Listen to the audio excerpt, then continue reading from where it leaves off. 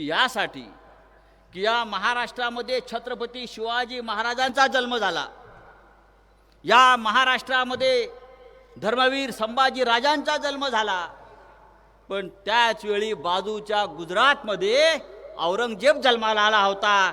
गुजरातमध्ये तुम्हाला माहीत नसेल की औरंगजेबाचा जन्म या गुजरातमध्ये दाहोद नावाच्या गावात झाला आणि त्याच्या बाजूच्या गावामध्ये नरेंद्र मोदीचा जन्म झाला.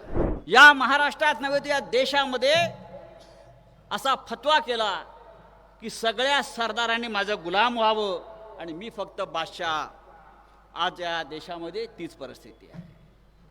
औरंगजेबानं आपल्या भावाला, आपल्या वडिलांना सुद्धा सोडलं नाही.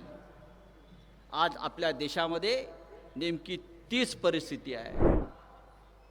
तेव्हा जेव्हा खोलात शिरलो तेव्हा माझ्या लक्षात आलं ही औरंगजेबी वृत्ती जी आज गुजरातच्या भूमीतून दिल्लीत गेली आणि दिल्लीतून महाराष्ट्रावर चाल करून आली, ती यासाठी की या महाराष्ट्रामध्ये छत्रपती शिवाजी महाराजांचा जन्म झाला, या महाराष्ट्रामध्ये धर्मवीर संभाजी राजांचा जन्म झाला, पण त्याच वेळी बाजूच्या गुजरातमध्ये औरंगजेब जन्माला आला होता.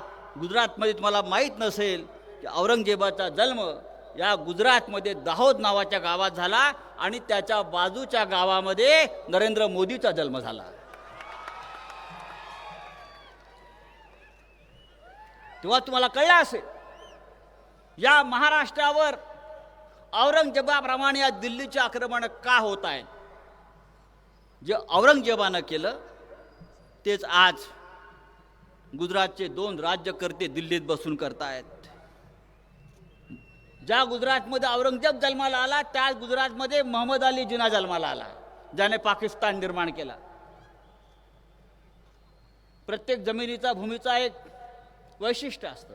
इथे शिवाजी महाराज जन्माला आले, इथे धर्मवीर संभाजीराजे जन्माला आले, इथे देश अखंड ठेवणाऱ्या अखंड शक्ती जन्माला आल्या, इथे हिंदुहृदय सम्राट बाळासाहेब जन्माला आले आणि बाजूच्या राज्यामध्ये गुजरातमध्ये मोहम्मद अली जिना ज्याने पाकिस्तान निर्माण केला तो जन्माला आला, औरंगजेब जन्माला आला. पण एक लक्षात घ्या, औरंगजेबाने काय केलं. औरंगजेब सुद्धा खूप धार्मिक माणूस होता. अरे मग औरंगजेब फावल्या वेळात टोप्या विणायचा, टोप्या, आणि जपमाळ ओढत बसायचा आणि मी फार मोठा मानवतावादी धार्मिक माणूस आहे अशा प्रकारचं ढोंग निर्माण करायचा. औरंगजेबानं सुद्धा या महाराष्ट्रात नव्हे तर या देशामध्ये असा फतवा केला की सगळ्या सरदारांनी माझं गुलाम व्हावं आणि मी फक्त बादशाह. आज या देशामध्ये तीच परिस्थिती आहे. औरंगजेबानं आपल्या भावाला, आपल्या वडिलांना सुद्धा सोडलं नाही. आज आपल्या देशामध्ये नेमकी तीच परिस्थिती आहे.